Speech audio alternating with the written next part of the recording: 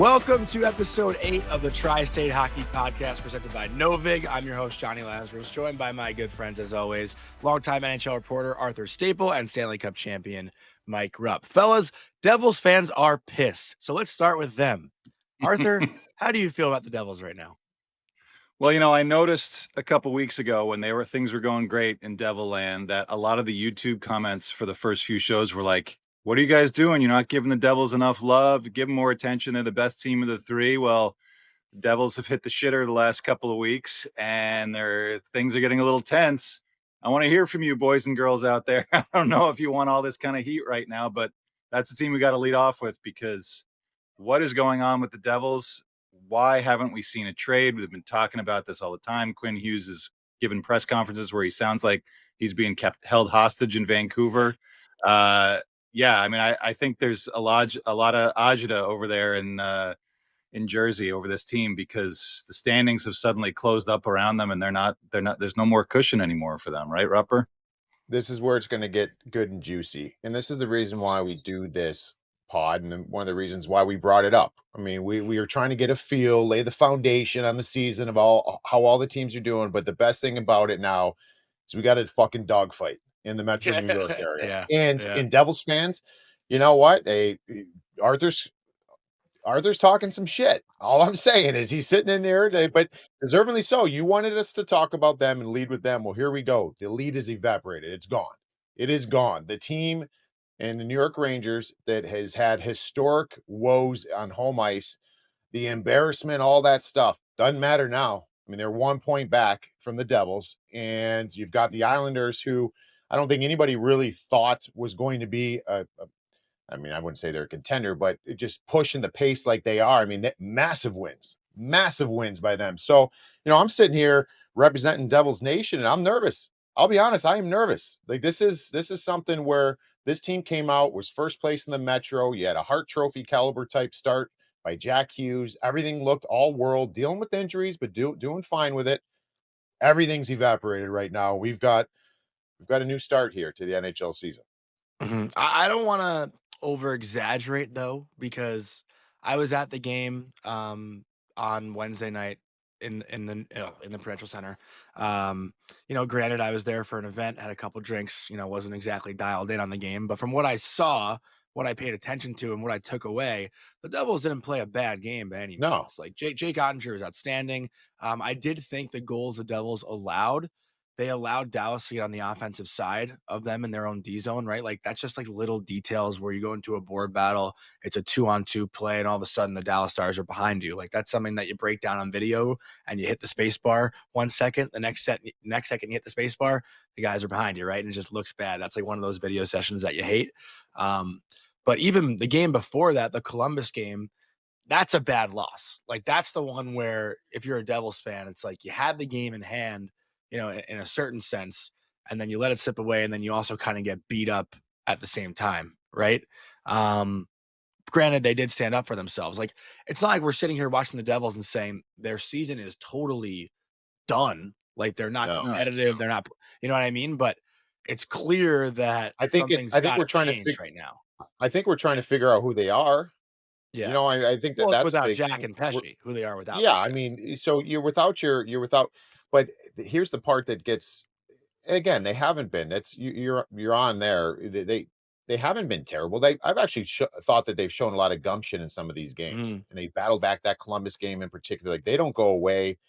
I think the bigger thing to me is they feel fragile at different points. Sheldon Keefe kind of talked about it in that Dallas, and it's the Dallas Stars. It's the second best team in the league. I mean, there's no shame in losing to them, but they looked good until Dallas looked good, and then when Dallas looked good, it was like a different game. And you got to give credit to Dallas in that situation, but I also wonder, like, I feel like the Devils are just missing some of that swagger. They've got the heart, they got the pushback, but they're missing a lot. So, but at the same rate, we're watching what the Tampa Bay Lightning are doing. We're watching like some of these. There's a lot of decimated groups out there that are thriving, and that's a great point, Rupper. That's a great point. You go back to last year with Jack out, and let's just go Jack, because with Pesce in, I think the Devils are 8-1 this year, so he's a huge factor. So I don't want to and then you got Kovacevic, they've had a lot, but let's just focus on Jack here. They're a sub 500 team last year and this Yeah. year without Jack Hughes. And I get it that he's the best player. He's one of the top players, I believe, in the league. But you have to find ways to get results. So I just think they're a fragile group when Jack Hughes is out of the lineup. And the other thing too is when you have the start that they had, and obviously you can't plan for your star player to be out. I know the narrative is he's fragile. He's going to miss time no matter what. Obviously, this freak accident is different than shoulder injuries, and they should plan somehow to be a better team without him, or that the players should prepare to be good without him. That's fucking bullshit. You can't your best prepare to player. play. You can't prepare to play without your best player, the guy that's Right. driving the bus for you guys offensively. But you can prepare to add, and I know that Tom Fitzgerald is active. You know, he makes trades. He's made 2 big trades in the last couple of years with Meyer and with Markstrom. He knows how to add. I just don't know if there's maybe the urgency that we need to see right now. You don't want to panic, whatever it is, 28 games in. I totally get all the arguments against making a move right now, but you can feel the tension rising in Devilland, and Tommy's been in charge there for a long time, and they haven't really accomplished a whole lot. And this is an opportunity. The East is the East. It is what it is. It's a very mediocre group of teams right now. Nobody's separated. Wash is playing really good now. Carolina's where they are. And if these other teams are creeping up behind them, suddenly you say, like, okay, we know we're not gonna have Jack for a few more weeks. Pesce's still a few weeks. Kovacevic is a few weeks till we can slot everybody in where we need to slot them in. Maybe it's time. And I do think we have a voicemail in regards to this, Rep. Okay. If you Let's want to go. just get to All that. right, let's hear it. Yeah, let's keep a voicemail. This is from Nick. Hey guys, Nick from Jersey here. Love the pod. Rupper, you're the man. Loved you as a devil. Arthur, you're awesome. Johnny, you're there. But I guess my question is Fitz ever going to be let go or even in the hot seat or anything? Kind of inherited a pretty solid team with a pretty promising future from Ray Shiro, and all he has to show for that is one playoff series win and a couple decent contracts, I guess. Um, it just kind of feels like Groundhog's Day, like year after year, with a bottom six that doesn't know how to score and goaltending that besides Jake Allen, 4 games out of 5, it's pretty rough now. Doesn't seem like ownership cares how successful the team is or anything, but I don't know. Fitz just has been pissing me off recently. He he parades around in the off season after he signs a few decent contracts and says, "Oh, we're looking pretty good. We have no holes in the lineup or anything."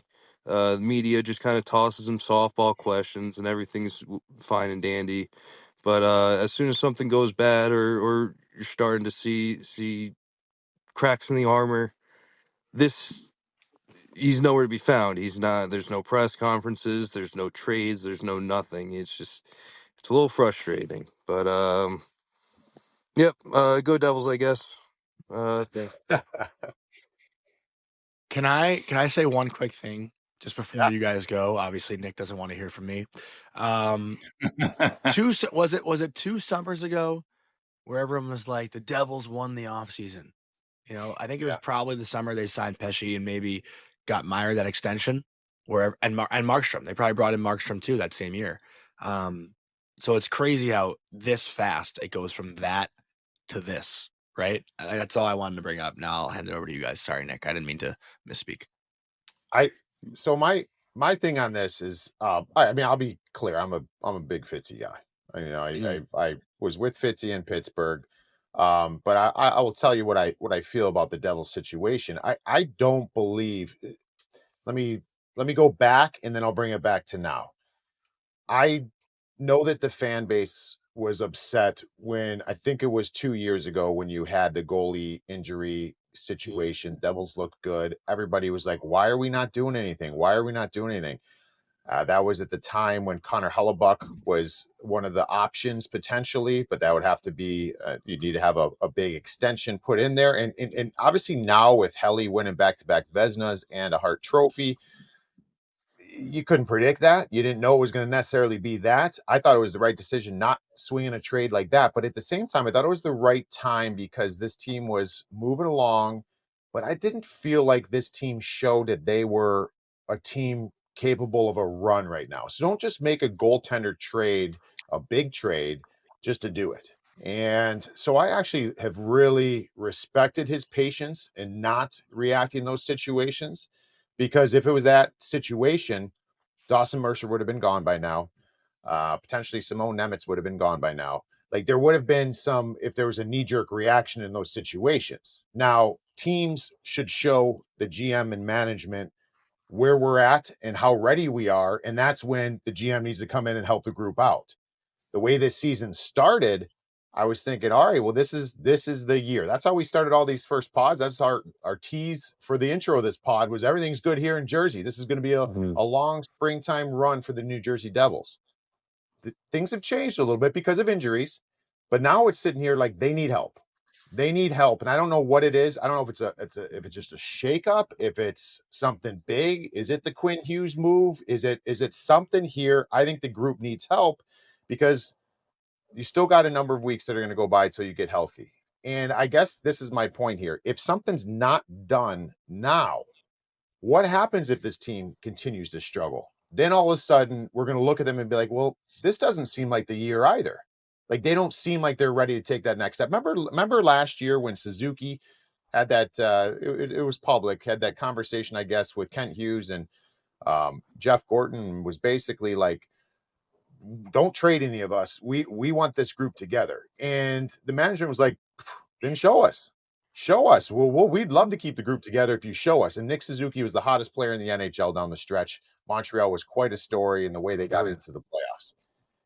That's management needs to see things like that. So as we're sitting here, and I do think something needs to happen here just to shake it up and give some life, inject some life into this group. I also sit there and think if you go 3-4 weeks of this continuing in your sub 500 hockey, now all of a sudden the narrative is this team isn't ready for that big move. And then we revisit this again for like the third year in a row. Yeah. Yeah. All good points. All good points. And the other part too about, I'm probably contradicting what I just said before about do something. You make a stopgap move. Let's say the name that everybody's thrown out there, Kiefer Sherwood. I don't know if he's even the guy that would move the needle for the Devils. They seem to have some okay middle six guys on the wings. It's really the bottom, the bottom six and a little bit down the middle with Jack out where they seem to really be struggling. But let's say you give up a second round pick or something plus a low prospect for a Kiefer Sherwood. You just hit the buy now button. Everybody's circling around this guy waiting to see if what they're going to do. Suddenly you've reduced your ability to make that Quinn Hughes trade if we get to February and Vancouver is blown up and Quinn Hughes says, get me out of here right now. Have you given away you can't give away some of those assets you're going to need to try to make this deal. And I see people talking about maybe Detroit wants to make this deal. Philly has interest. It seems to me, and we've talked about this, if Quinn Hughes wants out of Vancouver, this is the place he wants to come. He wants to be with his brothers in Jersey. He's not going to sign an extension anywhere else necessarily. I mean, I know Detroit is home for him and his family, but here's where his brothers are, and it makes the most sense. And you've got to keep your powder dry to be able to make that deal because it's going to be a massive deal. So I get the push-pull, and you can't just say, we got to do something, pick up the phone and just get a guy and give up some assets. You have a limited number of those assets, especially when the number one guy that's out there, the number one target for everybody, if he's available, is a guy who wants to come play for you. So it's not an easy spot for Fitzy right here. And I totally get that. And he does tend towards patience, which is exactly what Devils fans do not want to hear right now with them sliding down the standings. But maybe Rupper, you were saying about Nick Suzuki and the Canadians, maybe this group without Jack and without Pesce can say, let's just, we talked about this when he went down. Just play a little, just tread water, stay up there. Maybe the teams coming up has been a bit of a surprise or some of the teams that have pulled away from them. But the way that they're losing games in regulation, they're not fighting to the finish. They see, like I said, they seem to be a little bit of fatigue, mental fatigue in their game right now, and you got to get that out of there because Jack could be back at Christmas. He could be back by New Year's. It could be a little longer.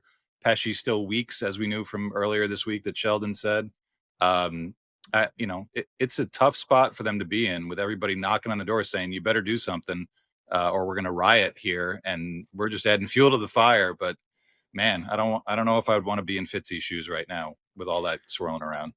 Well, I'll tell you what, too. I mean, easy to say now and look back at it, but like, wouldn't a guy like Tyler Toffoli, who they decided not to like re-sign and keep when he came here for that 1 year, like, wouldn't that be a perfect guy for them right now to have in their top six over, putting Palat in that spot? Or, I know they've kind of bumped Gritsuk up and down a little bit. I mean, they sorry, I don't mean to cut you off. They You're still good. have all these good things. Yeah. Gritsuk has been a real nice surprise. Connor Brown, I think, has been a huge low key addition for them. The season is not lost. We're not sitting there and said like they've lost 8 in a row, and we're all like, people are turning tables over. 3 in a row, though. 3 in a row. Yeah, but Islanders lost 3 in a row. Rangers have lost 3 in a row. Rangers have lost more than 3 in a row. You're not out of it. I mean, they're still in a playoff spot. They're still, I think, in a good enough position. They're still a better team, I feel like, than 75% of the East. So we can't throw out what they've accomplished. It's just we're starting to they're yeah. That would They're be tilted down. that would be reckless. That would be reckless for, and I think that's natural fans. I mean, I'm a fan of sports teams too, and you want results. You want to change it real quick because we all want to do the play armchair GM and whatever. But at the same rate, this is a good hockey team. I just feel like they're at a stage right now where they need help. They need help. They need help with their confidence. They need help with in some way. I don't know what that looks like, but as a player, like I'm sitting there thinking, you don't want to sit there and look at the calendar and just say, when are we going to get our guys back? Like, we need help. Like, I feel like that's what they need. They need a boost. And I guess to kind of summarize what I said earlier, I think that needs to come sooner than later, because later might have different feelings around it depending on where the team's at. Well, I wanted to ask you that too, Rupper, as a player. Like, have you been in a dressing room where you felt you were on a team that was, good enough or had the ingredients to go for a run, and the guys are in the room saying, like, we're doing all we can here, but we need something else. Like, the answer is not in the room. We need help. Like, you got to imagine, like, the guys like Heischer and Brad are in there right now saying, like, we can't keep going on like this. Like, we need help. I think that it's twofold, because I've been on both sides of it, where sometimes maybe I'm the guy in the lineup where I don't want them to move, because if you bring someone in, someone's got to come out. Is that me? I don't know. Yeah. So I mean, there's that side of it too. So you want to do it with your group. You want to improve, and again, they have. I don't. This is not. This is, in my opinion, this is not a soft team mentally. I don't think that they've shown some battle this season, and I don't want any of this to be perceived that way. They need swagger, though. They need more confidence, mostly offensively, because I think if they had more confidence offensively, that's what Jack brings. This would help them defensively, and they could kind of navigate some of the injuries they have on the back end, or players they have playing roles that they probably shouldn't be playing in, but you have to because they're so banged up. So, there's two sides of it.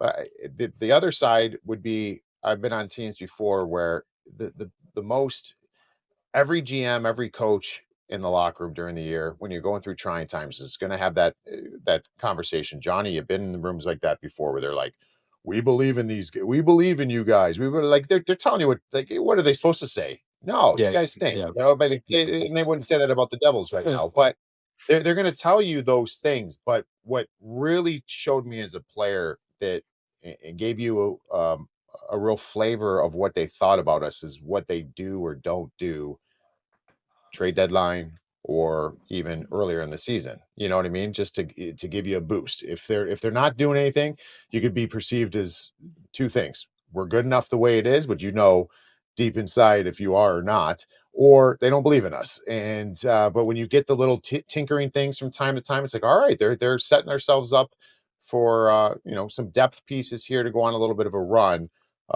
Yeah, it's a tough time right now. I think that it's all really difficult to navigate because of what we led with. Uh, you've got the guys in your division now that are right there with you. The Flyers are ahead of you. It's gotten tough here real quick. Arthur, any final thoughts on the Devils before we go over to your New York Islanders? No, bring it on. Let's go to some good news. Yeah, I mean, it felt pretty opposite. I was actually sitting with one of my best friends before, and I was watching the highlights from the Islander game last night against Colorado, and he said, like, "I've never seen the Islanders this fun to watch," quote unquote. Like that's what he said, and that's someone who doesn't watch a lot of hockey or necessarily pay attention to a lot of hockey during the regular season. But it feels like, let's just say it, the casuals are catching on. The Islanders are fun, and that's a statement win last night in what could have been a more emotional night. It felt like for Brock Nelson, he didn't seem like he was all that emotional. Was that a bit of a surprise? No, I mean, I think if you've been around Brock a long time, he's a pretty low key guy. They played the clip from last year with him with Shannon Hogan from MSG Network when he kind of knew it was going to be his last home game for the Islanders before the trade to Colorado last year, and he was pretty broken up, sitting on the bench there. But otherwise, he likes to keep it, 70 and sunny. He's a pretty cool customer. It's nice to see his wife Carly and their 4 kids back too. It's you think back as an Islander observer, pundit, fan, whatever, to the Tavares return, which was a total shit show. Fans screaming at him. Obviously, this is a very different situation. Brock is, a beloved guy, and the trade doesn't happen without his approval.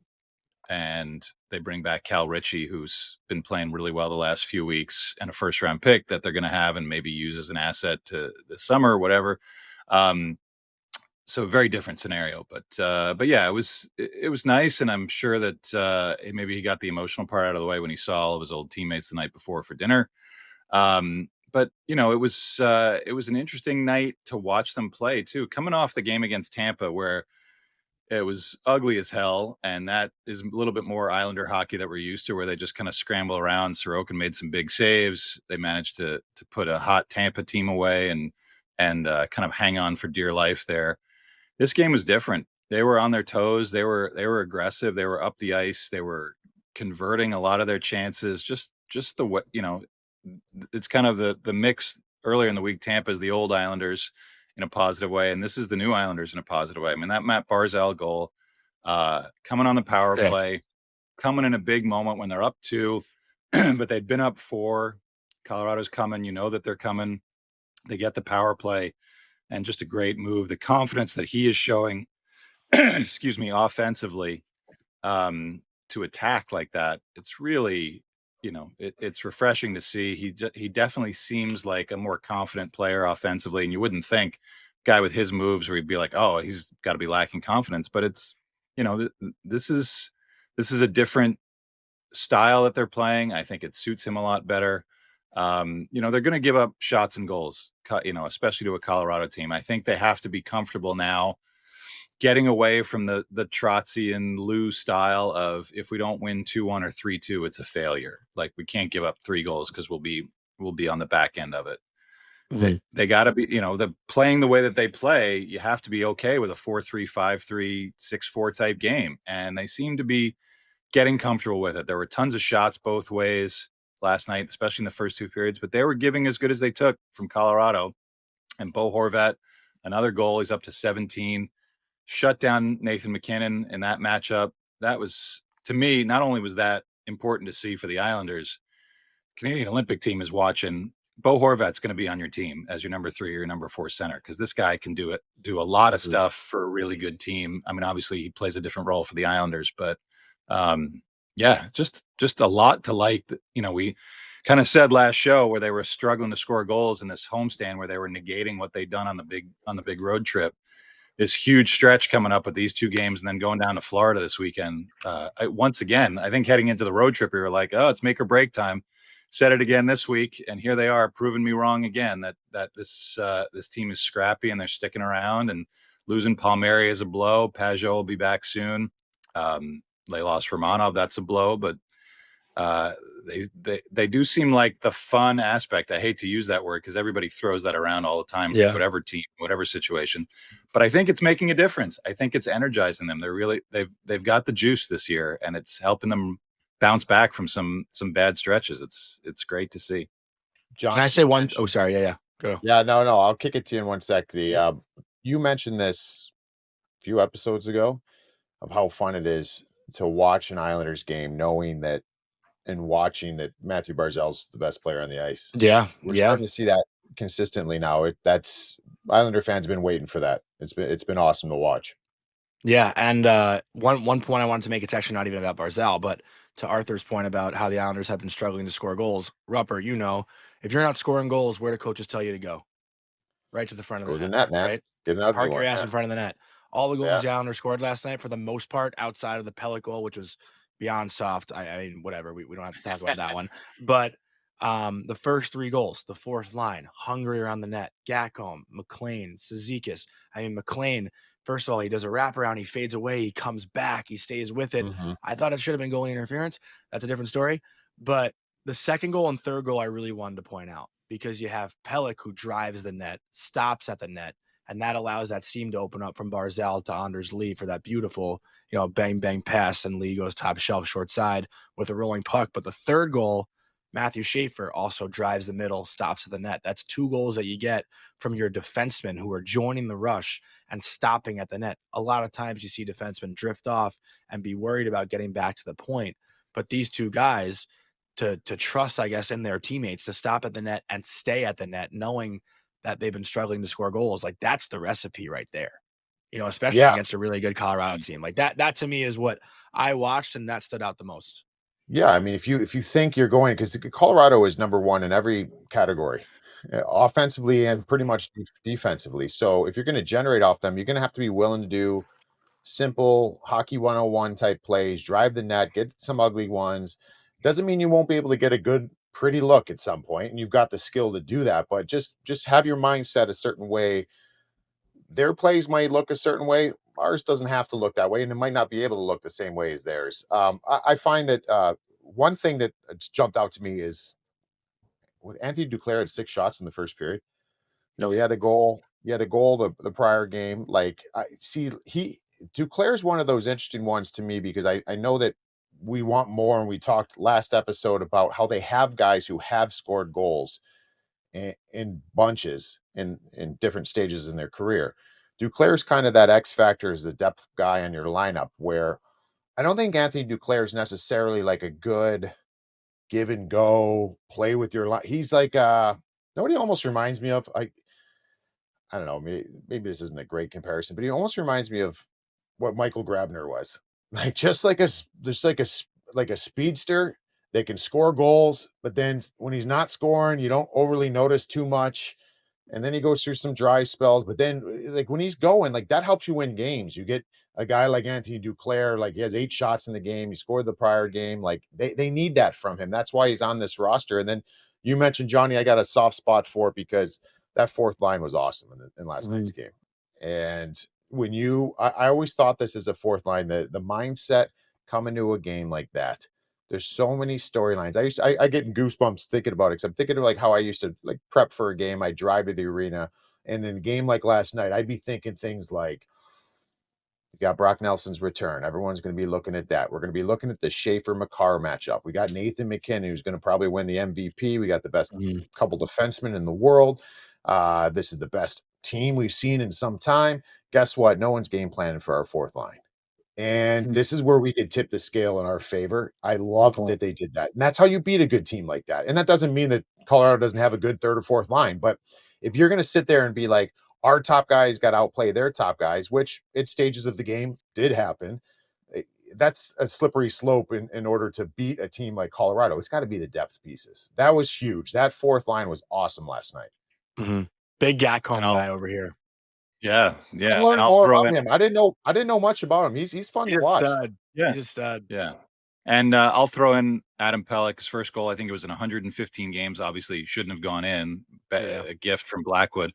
But Pellick against Tampa played the final 334 in that game. There was a timeout in there. But I think, I think it was John Tavares who gave him the nickname Cobra in practice way back when he was a young guy, because he could just poke the puck off a guy's sticks. And he's just really good stop and start guy for a big, kind of top heavy looking dude. He's playing lights out lately defensively. The Islanders kind of have switched a little bit of their I think they've made some tweaks to their system in the last 10, 15 games when they were giving up tons of chances. And he is a guy who takes a ton of pride in being able to stop other teams. He was out there a ton against McKinnon's line as well, with Tony DeAngelo, who's not a guy you'd think of as a stopper. But Pellick has been really good. And again, if he's able to defend well and be up the ice to drive the net, to create space for that lead goal, to score the goal, as much of a muff as it was, this is a guy who's low key super important for the Islanders to be a good team, and he's playing really well lately. Can I say one thing? And we have a voicemail that I believe is like geared toward Rupper, but before we play that, just one comment I wanted to make about the Islanders. I know their record right now is 15-10-3, but I think it's fair to say of all of these three teams for sure, but even in the Eastern Conference, from start to now, the Islanders, to me, night in, night out, have been the most consistent team when it comes to effort. Like, there hasn't been one game where I've watched the Islanders play and it's like, wow, these guys look lost in their D zone. Wow, they're not playing hard. Wow, they're not making good passes. Like, yeah, there's been games where, maybe execution isn't as good as other games. But as far as the effort you're seeing every night, it's the same team. Yeah. I think that's fair to say. And that's not, I don't think you could say that about maybe 10 other teams in the Eastern Conference.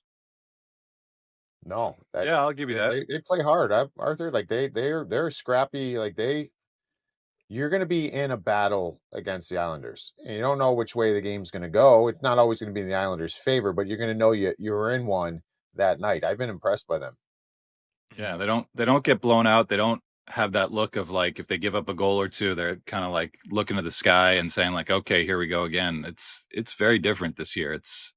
It's refreshing on a lot of fronts.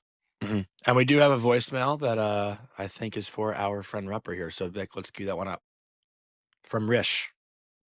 Hey guys, this is Rish from up in Mass.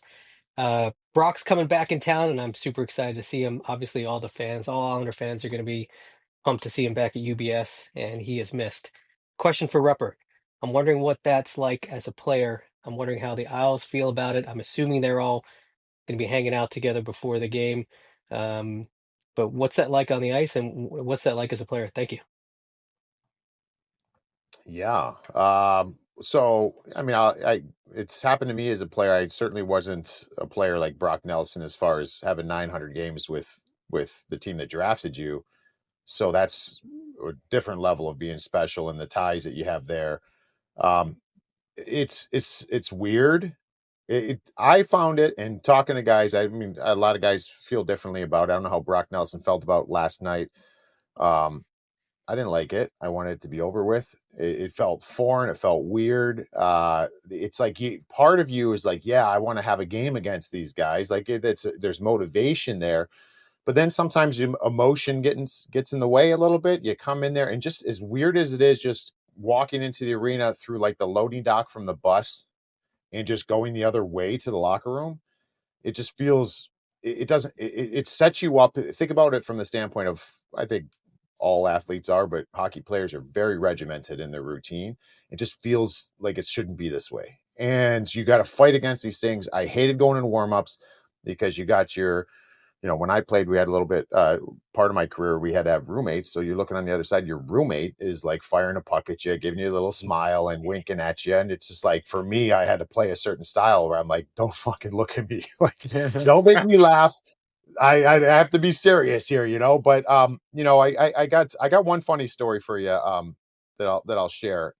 This one's not really anything to do with what Rish is asking, but yeah, no, I didn't like it. I was glad it was over, but it was a time when I was playing for the Rangers. Okay. I played 2 years in Pittsburgh, had my best 2 years in my career. I loved being in Pittsburgh, wanted to play in Pittsburgh forever. That wasn't in the cards. I was so happy to, once I got to New York and saw what the Rangers were all about. But we were playing my first game back in Pittsburgh, and again, I not Brock Nelson 900 games, but from the people in the loading dock, the security at the building, like those people, like I saw every day, and I would, have my routine, do our little handshake, give them knucks, whatever, walking by. And there's this one guy. So I had a big, like souped up pickup truck, like big lift on it, whatever. And this one Doesn't guy, surprise me at all. no, this one guy and that worked in the arena was like he did this since he was young. He was an older gentleman, and he would talk to me about this all the time. So we're sitting there in the room. Dude, I'm dying because I remember Dan Girardi's face. I'm in the room. It's after warmups. Okay, clock's counting down. Torts would come in, maybe 3 minutes left before we go out and say what he needs to say. And the boys are sitting in there taping up the sticks, getting finally ready. You're like, we're pretty much getting ready to go out. All of a sudden, I hear commotion. I hear someone walk in the room, and the room was kind of quiet. And I hear, "Where's Mike Rupp?" And I'm like, I turn around, I look, and the security guy that I talk shop with about vehicles and lift kits and all that stuff all the time comes in. He's like, "Hey," sits next to me in my stall. And With 2 he's like, minutes "How to you go. been? How you been?" And Dan Girardi's like this, like looking around, like waiting, like towards. I'm looking at the clock. I'm like, "Hey, big dog, you got to get the fuck out of here. Like, you got like 20 seconds and you're gonna get killed." And I remember Callie's like, "Rupper, he's got to get the fuck out of here." I'm like, I know. I'm like, "Hey, dude, we can catch up after the game. Like, head out, why don't you go?" And then he walks out and passes Torts coming in. Torts is like looking around, like, what the hell was that? But he didn't know like the guy was coming in fraternizing. But anyways, but that's like, Amazing. it's home. It's home. Yeah. So those things for Brock Nelson to go through, I bet you he's happy it's over with. It'll get easier each time it goes by, but I didn't love it. I loved when it was over. I really did. Yeah, that's good That's stuff. amazing. I can only Good imagine like good the time to comfortable good time to pivot to your Rangers, Johnny. Yeah, Things back are to going back good. great performances. Yeah, back to back really good games. Dallas game, thought they dominated a Dallas team again. Like, Dallas is missing some key pieces. Obviously, we can't ignore that. But Backup goalie. so is everyone. Backup goalie Casey DeSmith. I mean, geez, fuck. Uh, but yeah, last night again, like I think they played better against Dallas, but last night the one goal, and Valley actually alluded to it on the postgame show. The Noah Laba play in the neutral zone, but it starts with Brett Berard in the D zone. The Rangers lose a faceoff. Berard, as the weak side winger, goes back below the goal line and does what Mike Sullivan calls that punt and hunt. What the Florida Panthers have been doing, where someone flips the puck high in the air and you have the forward skate into it, try to win a battle, and then they go play offense.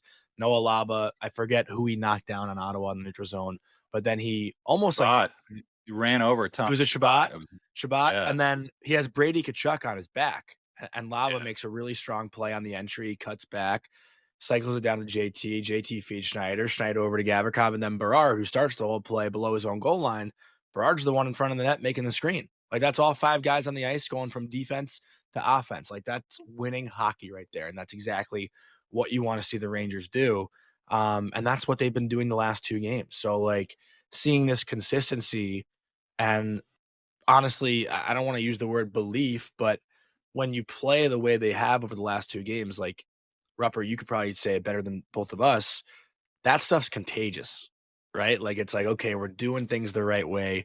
We're seeing the results. Now everybody better get the fuck on board. You know, Yeah. that's my takeaway from the last 2 games. Yeah, I mean, just playing the right way, and once you get in that rhythm of playing the right way, it seems when everybody's doing it for whatever reason, it just starts being automatic, and that's where you start kind of building and getting success, where you got that foundation in place. And I don't think that's been the case this year. And you could chalk it up to a bunch of different things, from line chemistry, new coach, whatever it is. It's They haven't been able to park a part of their game and say, okay, that's who we are, that's what we do, that's what we expect every night. We're starting to see that come into play here, and it's been impressive. I mean, they've started to turn this around, and I think it's based off of having those foundational things, because then you don't have to, you're not rolling the dice. And I hate when teams, eh, you could find it and you could see it as a viewer, where it just feels like, I don't know what tonight's going to look like. Well, let's go back to, not to get back to the Islanders, but like, isn't that's kind of what we're saying with the Islanders? You Well, know that you're yeah. going to get you're getting a certain level of X every single night.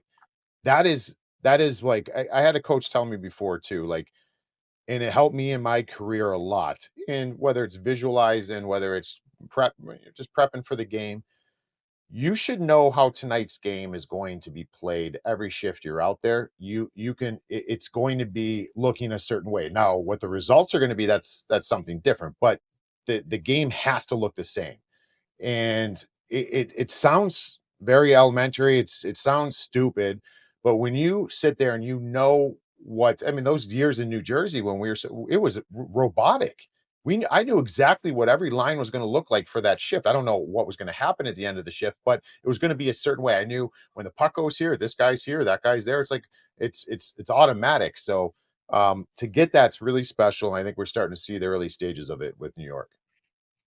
And to do these last two games without Adam Fox, where we were wondering like, hey, maybe it's time to just sell whatever you can sell and punt to next season if you're Chris Drury. You can imagine, this to me is where Mike Sullivan comes in as the kind of coach that he is, and with the pedigree and the contract that he got to coach this team. He wasn't really getting the full buy-in, it looked like, at the beginning of the year, I don't think, from certainly from the top guys about the way that they wanted to play, trying to blend a more defense forward style with what the Rangers have been able to do skill-wise the last few years. They needed to cut down on chances. They needed to be pushing teams back out of their own end, away from the front of the net. He didn't see a ton of it. Now Fox goes down, and I imagine that Mike Sullivan, especially to the top 4D right now, Gavrikov, Schneider, Borgen, Soucy, he's saying to them, you got to do it. You're not waiting for Adam Fox to come out here every other shift and control our offense or turn pucks over and get pucks up the ice. It's on you. And kudos to those four guys. They have played fucking great these last two games. Yeah. I cannot say enough about Gavrikov. I didn't know he had this kind of offense in him. I don't know if he knew he had this kind of offense in him, but he's on a nice heater right now that absolutely necessary for them to get offense from those guys. I think Will Borgen really quietly has put together a fantastic season. I was kind of down on him a little bit when they got him. I didn't think he was a top four guy. Totally proved me wrong. Carson Soucy's having a really nice, quiet year. These guys have been the backbone, I think, for what they've done defensively. And now you're asking them to do a little bit more. They're all veteran guys. Show us what you got.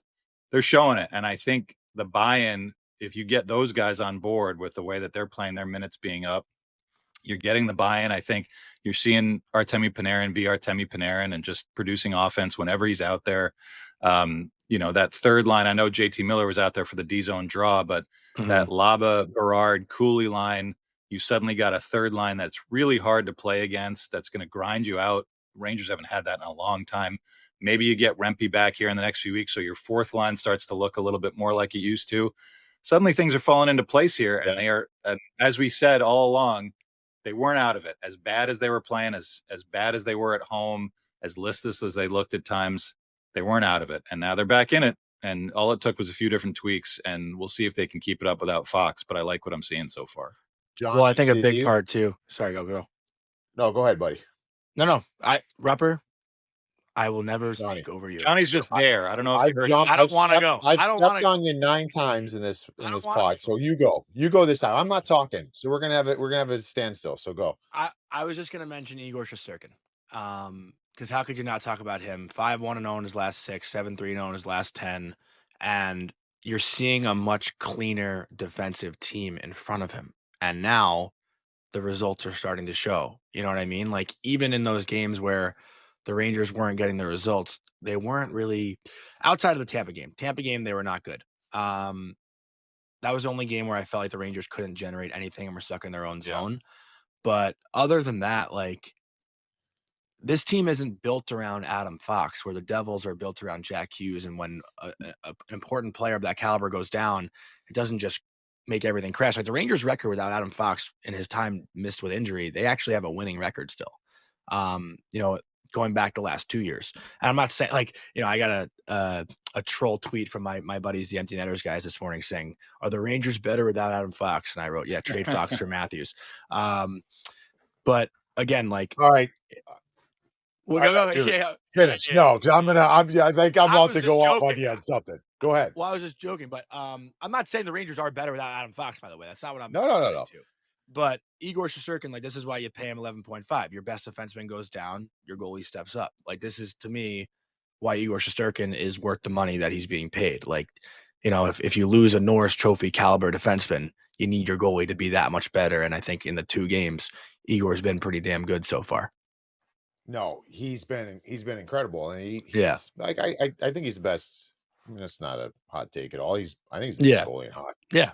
You got some. Ilya Sorokin has been incredible this year. Yeah. You've got some other goaltenders that are great, but for what Igor's had to deal with the last number of years, I don't know if we've really get an appreciation of how good he is, because maybe his numbers aren't where they probably would be if they had some more structure in front of him. But no, what I was going to say to you is, okay, like the Jack, the Devils without Jack, the Way different. Rangers. I know. Way different. Way Well, different. no, this side's different, and this is you can say what you want. I think the world of Adam Fox.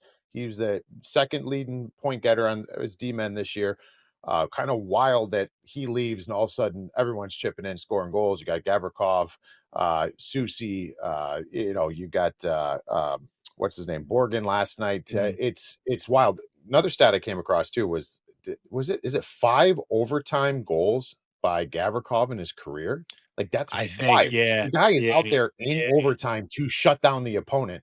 Anyways, Right. my point being in all that is the Yeah. reason why I think the Rangers are better without Fox as opposed to the Devils without Jack Well, is that's Jackson Alpha. obvious. Jackson Alpha. Yeah. I know I'm picking you apart going Yeah. at this. You didn't mean it Yeah. this literally, but I didn't mean it Jack this way at all. Jack's that alpha. Jack is that Mhm. he Adam Fox is one of those guys, super talented, just kind of goes about his thing, goes about his business. He finishes the night with 2 or 3 points, and you're like, you move on. He'll bring you out of your seat once in a while. But Jack has to have the puck every second. He has to lead. He's like an emotional leader. He's everything. So I think that's why, not to bring it back to the Devils, that's why the Devils are really struggling. Yeah. And the Rangers are built in a way like Adam Fox was your only puck moving defenseman. Yeah. So, like, they know what their foundation is without Adam Fox on the back end. Like, they don't have anybody that can do what he does. So, yeah, not to pick you apart there, Johnny, but I'm like, that's the reason why I Yeah. think one team struggles and the other team doesn't. No, but I think, like, again, I was just saying that because, like, the narrative around it, right? It was like Adam Fox goes down, Rangers season's over. Like, what are they gonna be without Adam Yeah. Fox? Like, but that's not who they're built around. Like, that's the point that I was trying to Yeah. make. Not like the Rangers are better. You know what I mean? Like, it wasn't Yeah, no. a Yeah. Fox versus Jack. It was just like I more just wanted narrative. people to go after you. Totally Can't you I, guys just fucking fight for a couple minutes and make up later? Like, No, you come think on. I'm it's gonna better. pick a Mix it up. fight with Mike Rupp? No, it's better when we get our crews going, so all Devil fans jump on them, and then I can just sit back and watch and laugh. I tried to get the Devils fans going the other night. I tweeted from Prudential Center, imagine being shut out on home ice to the Stars. And I had, I got the comments, And fucking loser. Like, all, I wish I don't want to blow up my buddy's spot, but I had a Mhm. text the other night. Oh, Was that oh God. tweet? He's a Devils fan. Uh-huh. I've known him for years. It's a different buddy that I've talked about that's a Devils fan, but the guy texted me. He put DIS. He goes, this fucking guy, and just put your tweet. I mean, I was gonna send it. That's I was literally gonna me send it in our during the group. pod, you know? I was gonna send it in our group thread, and I was like, "Oh, Johnny, you pulled the pin, you tossed the grenade, Yeah. and here we go. You got them. You got them." But that's the good fun, right? It's like I hear shit all the time when and deservingly so, and I'm gonna give shit when I can. Like, that's the point of being a fan, is it not? Yeah, And again, I had best people part. in my Rupper, I had people in my mentions, like, I think from last week's show, Devils fans, because I think Ranger fans were like, we've been in 4 conference finals since 2012. Like, how many conference finals have you been in? And Devils fans were like, well, we won 3 cups in 95 to 2003. And I'm like, okay, we're arguing about stuff that's happened like more than 20 years ago. Like, it is insane, like the shit talk when people bring up cups for all 3 organizations. The Islanders haven't won a damn cup since the 80s. The Rangers haven't won one since the 90s, and the Devils are now 22 years since their last one. Like, there are kids who have graduated college that have not seen either three of the teams win a Stanley Cup. Like that's But where we're to at. be honest, though, the one Rupper team, old here, Johnny. I don't know if No, no, no. that's one I'm thing, saying like the old heads that are talking shit. It's like, okay, there's 22-year-old kids now who haven't seen fucking shit. Like, what are they talking shit about? Sorry, I just cursed a lot, but true. No, that's true. That's true. Yeah, no, but I mean, that goes off the whole thing, though. It's like the Islanders seem like it was so long ago, and they had some pretty dire years, and that's why you're like waiting for them to get back. But the Devils fans, it's like, dude, I was a part of that. Like, never got your respect. Hey, like it never got the respect. And like that's why Devils fans, like I get that. Like I would, if I was a Devils fan, I'd bring up 94 all the time because our organization, Devils, got 3 cups since then. You know what I mean? So like this is the greatest part. This is why we bring these three franchises together, yeah. this area of hockey together, because it's great. Like, who's going to be that team that busts through here? Because it's going to It's be also huge. 'Cause it sad. hasn't happened in a Sad. long ass time. It's sad. It's more sad than yeah, but you'd rather fight than be miserable. You'd save the misery for your private moments when you're just like, Jesus Christ, it's a guy like fucking 94. That was my first year working out of college. I was working at a paper in Jersey. Mhm. I was at the Matteau game working. That was like one of the first hockey games I ever covered was that one. So, and I'm an old man now. I got kids. I got a kid that's almost that's younger than my oldest one was born around the last time one of these teams actually won a Stanley Cup. So, and he's about to finish college. So just to make Mhm. everybody else feel old, I feel old when I So think about that all the one of time these too. teams needs one of these teams needs to Yeah. fucking do something. Is what And we're if saying. they The do, problem is that if they do it, the other two are just going to be even more angry and miserable. Mhm. So I can't I Can we wait. think we all agree actually now? Can we all agree now? Whoever does it, the other two organizations got to shut the fuck up. Not talk about the '80s. Not talk about Oh the early no, it 2000s. doesn't matter. Not talk about Doesn't. '94. Like it's done. Whoever gets it, everyone else shuts up and bows to that team until you do it. I mean, Yeah, that's so kind of like where I'm at, but like again, I'm not going to tell a 60-year-old dude not to talk shit just because like I don't know. It's a weird dynamic, but I think we do actually have like a fan voicemail or like something a voicemail in regards to this conversation. So Vic, let's cue that one up. This is from Eric. Hey Art, question for you. My friend has 2 young boys and he's an Isles fan. However, the kids' uncle and in laws are big Ranger fans and trying to push that fandom on them. I know this voice. Specifically, their uncle, who works in hockey media and co hosts the Tri State Hockey Podcast, where he represents the Rangers and also writes about the Rangers. Do you think it's fair that the uncle's pushing Rangers fandom on the kids? I also want Johnny's opinion. I recognize that voice a little bit in there, but Arthur, you can go first. oh boy. I mean, it's tough for me to say just because I grew up 10 blocks from Madison Square Garden. I was a big Ranger fan when I was a kid, and then professionally, it turns out that the team I've covered the most in my career is the team that I hated the most when I was a kid. So, uh, that's a tough one to me. I think for Johnny specifically, doing that to your nephews, I don't know.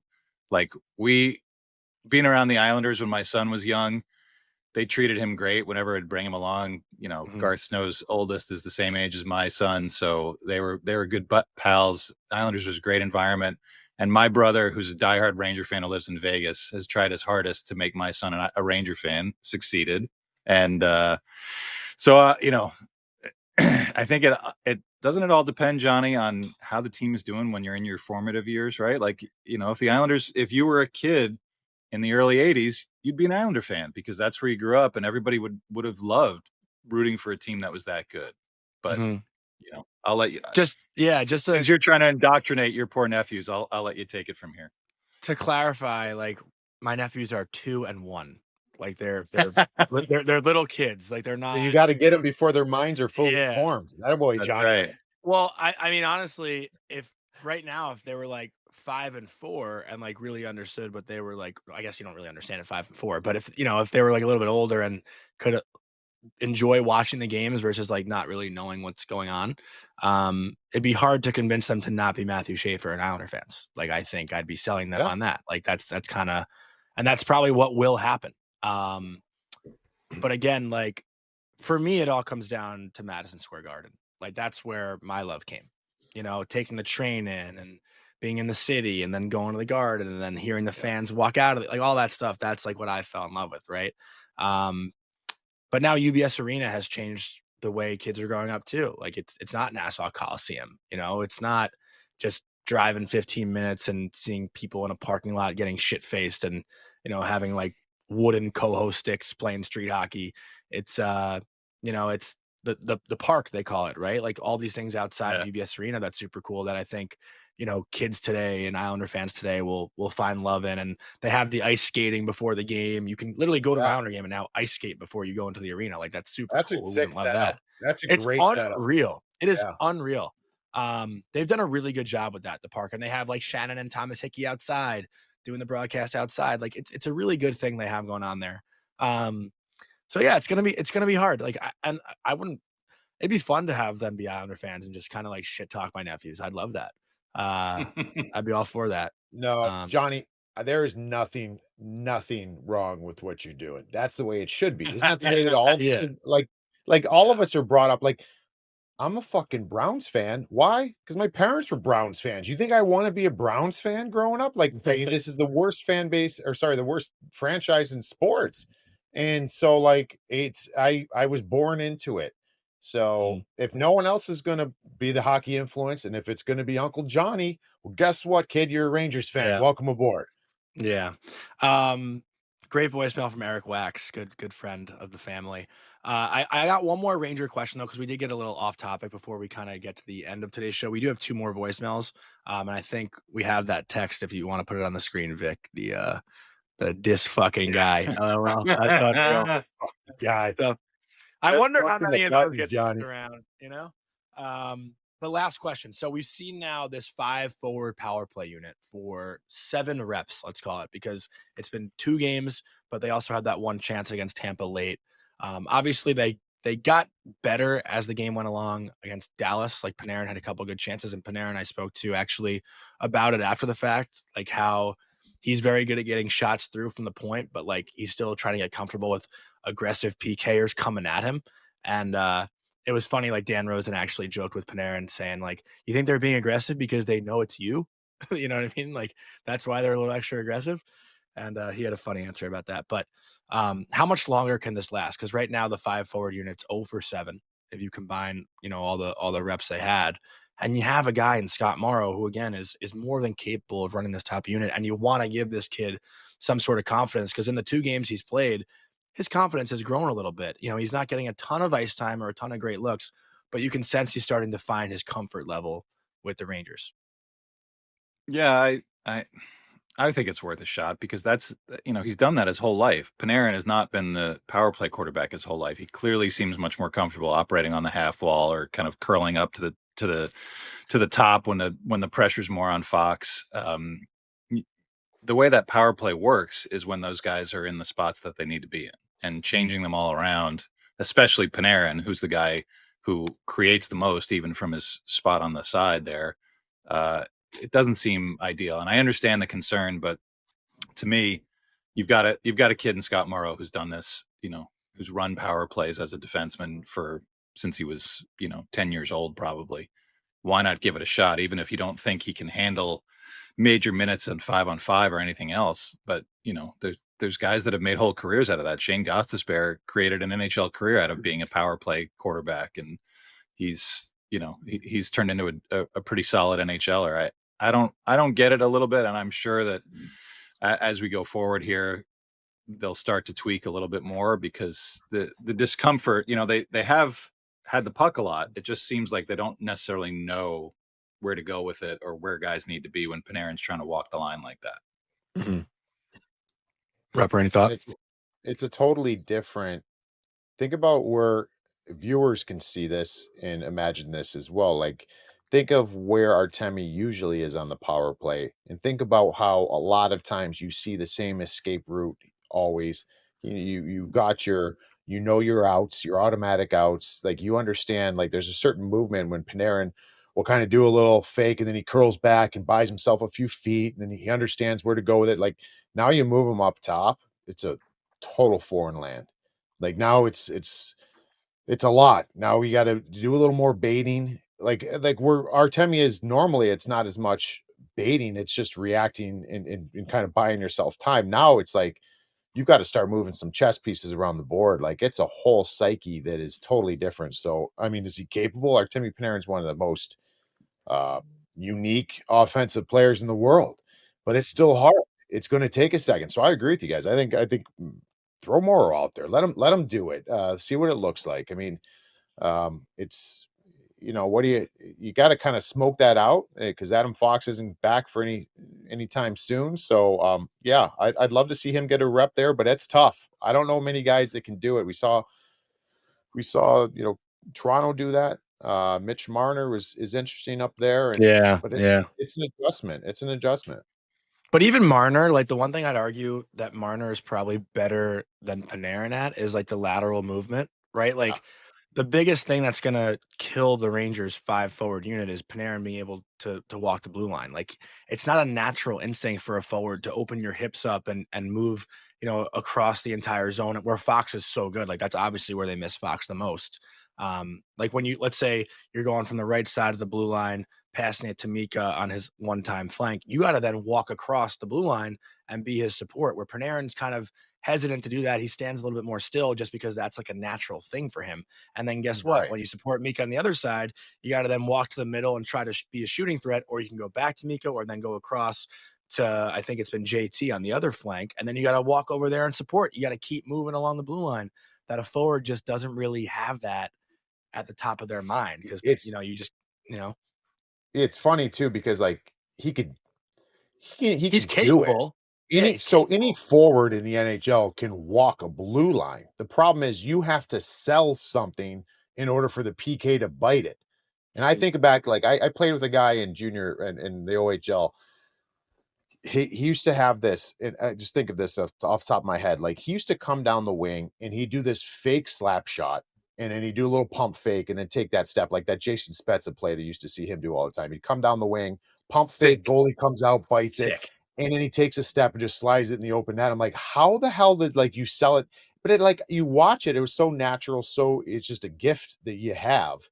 And I didn't have that. Like I would sell it so like to the degree like no, like literally I'm going to shoot this puck and I'm going to pull the plug at the last second. No one bites on it at all. And it's like the goalie doesn't like I'm like how do you, and I used to work on it so much and I just wasn't good with that. And that same thing with the blue line. Like can Panarin walk the blue line? Absolutely. But can he walk it in a way that Foxy does and pull the PKers around, but selling something, but delivering something else. No, that's what Adam Fox is all world at. So yeah, it's a tough spot. I don't envy Artemi Panarin in this position because you're kind of on an island there. There's a lot of NHL coaches who have asked Artemi Panarin to do stuff that he doesn't really like doing. Hasn't worked out that great. I mean, he's obviously 900 points. What he does Yeah, really well.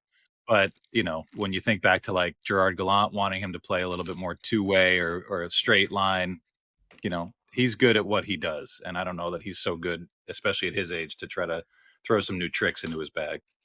And I'll tell you what, I was looking at like point producers over the past month or so. Since November 7th, Artemi Panarin is tied for second in points in the NHL with Jason Robertson, 23 points in his wow. last 15 games. McKinnon obviously is number one right now, 26 points in 13 games. But Panarin's been producing, that's for sure, as of late. And only 6 of those points have been on the power play. So that's 17 even strength points for Artemi Panarin over his last 15 games. When we put pressure on him to produce because the Rangers have needed him to produce. But we do have 2 more voicemails to get to before we wrap up today's show. One, I believe, is going to be a chirp at me. So let's play that one first, Vic.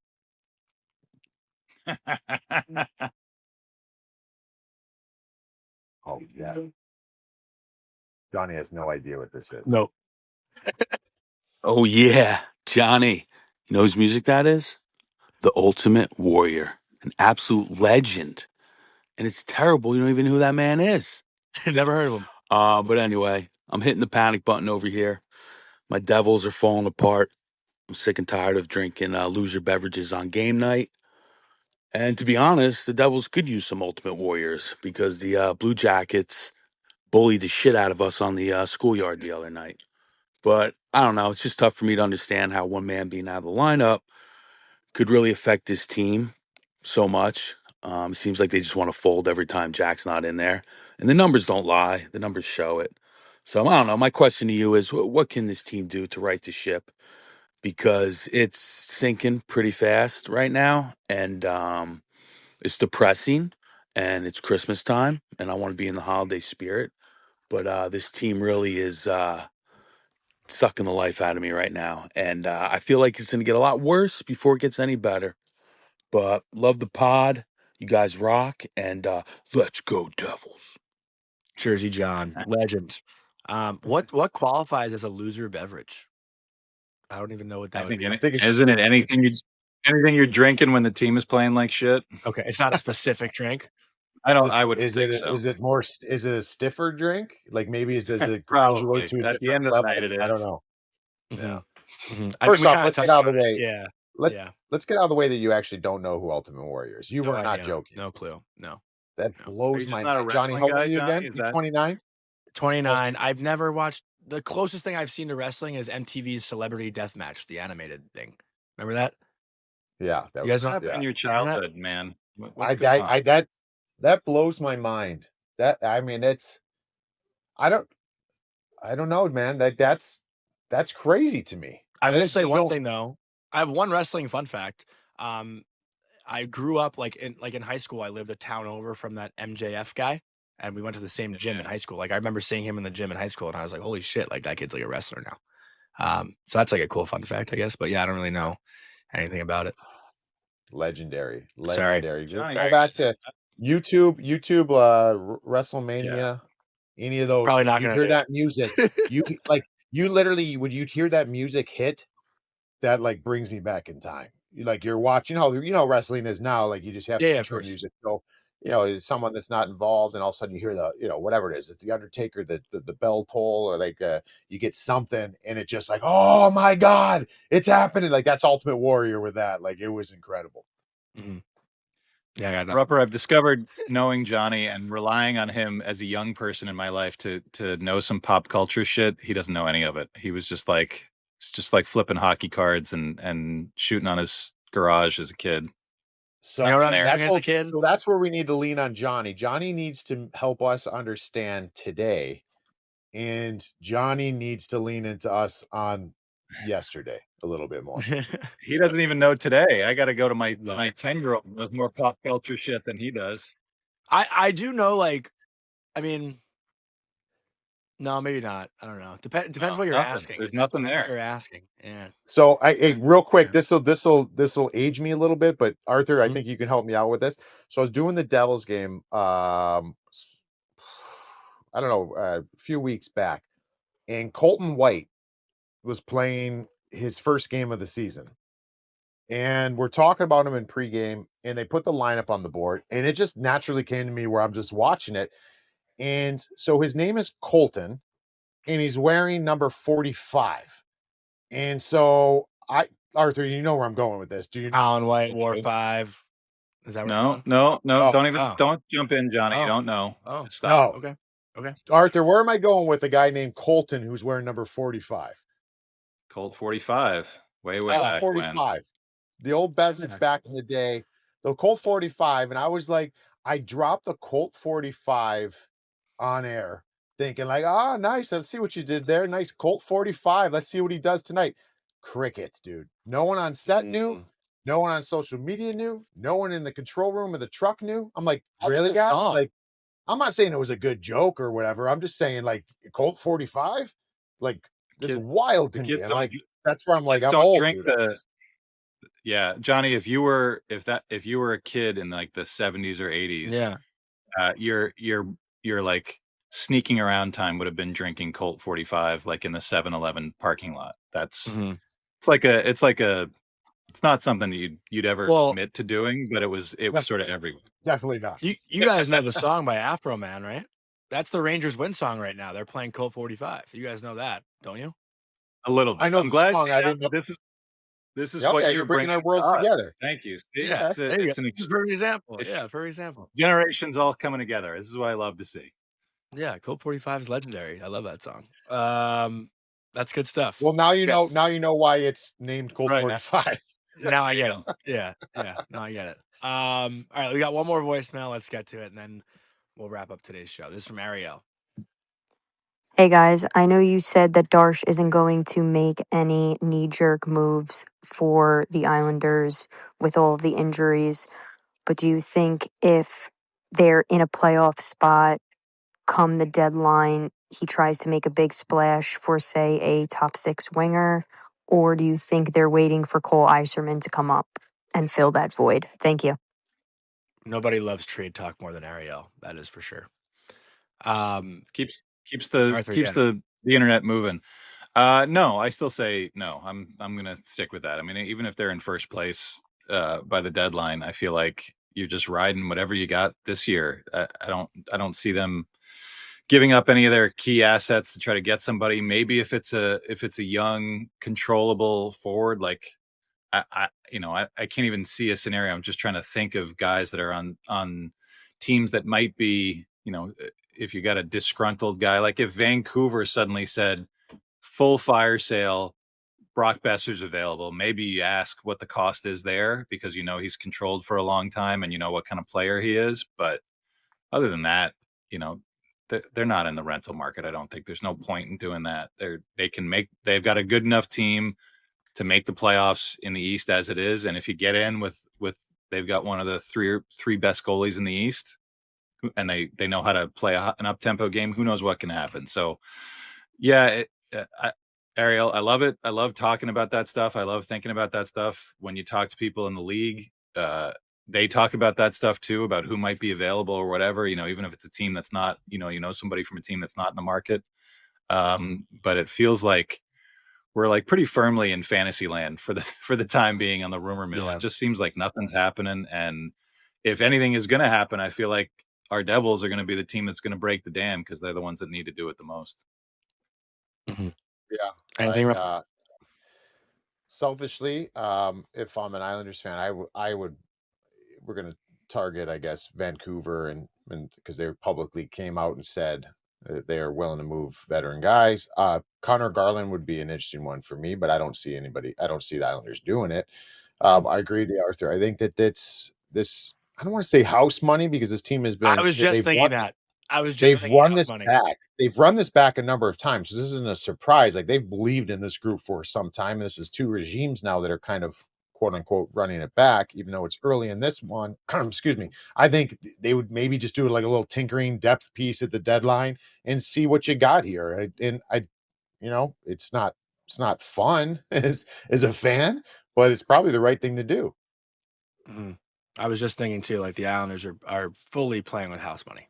Like Feels they like make it, the right? playoffs. Yeah, they make the playoffs great. No one expects them to win the cup this year. Like no reason to really go all in for it. Mhm. But also the second part of the question, like I don't know if Cole Iserman fills that void next year. Like I don't know if Cole Iserman is No, a top no six chance. forward next season. He's got a lot. He's got a lot to put in his game to be a Yeah. regular NHL top sixer. So Yeah. I mean, I love the goal scoring and the enthusiasm. But yeah, Mhm. I think he'd be the first to admit that there's a long way to go. I'll throw, since we're just trying to think of teams that are probably in sell mode. I'll throw Jordan Kyrou in there as an example of a guy who's got term, maybe not happy in his current spot, a team that needs to shake up. That's the kind of guy. If you're Matthew Darsh, you're targeting, you're willing to give up Mhm. assets for because you know what he can bring to a lineup that's already pretty good. Yeah, Yeah. that's a good one. That's a good one. All right, I think that's gonna wrap it up for today's show. Rupper, I just got one thing for you again. Like, can I sell you on this Devil staff game day skate or no? The other day I was there on I Wednesday. mean, Marty was out there playing D. He stripped the puck from me. wait, Uh, Marty Brodeur is playing Marty defense? Brodeur. He was playing defense and goalie skates on Wednesday. It was insane. I've never I seen actually, him skate out before. it was I was like so thrown off. I was on the bench to my friend Lewis. I was like, who is that? He goes, dude, that's Marty. I was like, that's Marty Brodeur. I was like, get the fuck. He goes, no Wow. way, that's sick. Yeah, he poked me. But it was cool. Like him, Zajak's out there every time, Andy Green's out there Yeah. every time, Carlton's out there every time. We got to get you down there once. We need you. I got a little ways to go before I can get back on the ice, to be honest with you. Mhm. Yeah. I had foot surgery like 10 weeks ago, and I can't even barely put my foot in a shoe still. So it's gonna be a while till I get it in the boot. But I'd love to do it, dude. That'd be a Yeah. blast. I can't believe I'm still taken aback. Like Marty's I got know. great handles. I could totally see him being great, but I can't even see him wearing regular gear. Like I just you picture Marty looking a certain way. Did he still have his goalie mask on? He had a I regular helmet. think no, he had a visor. Obviously He had a visor. Yeah, visor. but he Oh, That's I wild. he had like shin pads with sweatpants over him. I think he wasn't wearing like Oh, the which typical hockey pant with the socks yeah. and stuff. Wow. That's what all the guys wear. That's They great. like yeah. Andy Green's wearing sweatpants. Collin's wearing So sweatpants. no breezers, no pants at all. Hockey pants, just Yeah, sweatpants. yeah, Yeah. with shin Uh, guards and stuff. But Shinners. that reminds me, cool. the Islanders back at the Coliseum used to do those skates, and Dougie Waite, when he was on the staff, he would be out there, and Garth Snow would go out and he'd make sure all their staff came out. He wouldn't be in net. They had one younger guy be in a net, and he would just like no lid, like full, just you know, just him skating around with his gray hair in the breeze, and he would just wind up and just throw clappers at this poor kid in Mm. net, just like abusing people. It's perfect snowy, and then I was a little bit younger then. They'd invite me. I'm just like, To definitely skate, something bad. Yeah, something bad would happen if I got out there because I'm you never not hopped good out enough. there. No. Yeah. My insurance back in those days wasn't good enough to cover getting hit in the face with a Yeah. puck off of the stick of the GM I was supposed to be covering. It felt like a little Mhm. bit of an ethical gray area, so I took a pass. We just played Fair enough. basketball instead. Fair enough. Fair enough. Great show today, guys. We'll be back recording either Monday or Tuesday. We'll keep you posted. But again, this show is presented by Novig, the future of sports betting. On Novig, you play against other real users, not the house, and it's the only commission-free exchange. So you keep every dollar you win. You'll get better odds than traditional sportsbooks, meaning you are 10 times more likely to win in the long run. Choose the best odds or offer your own. Trade Novig coins for fun or Novig cash to win real prizes. Sign up with the code Daily Faceoff in all caps. That's Daily Space Faceoff to get $50 in Novig coins when you spend $5 on your first purchase. Available in most states. You must be 21 or older to play with no purchase necessary. And the game we're going to look at, it's not available on Novig right now. It will be available on Saturday. If you're listening to this on Saturday, the Islanders in Tampa to take on the Lightning.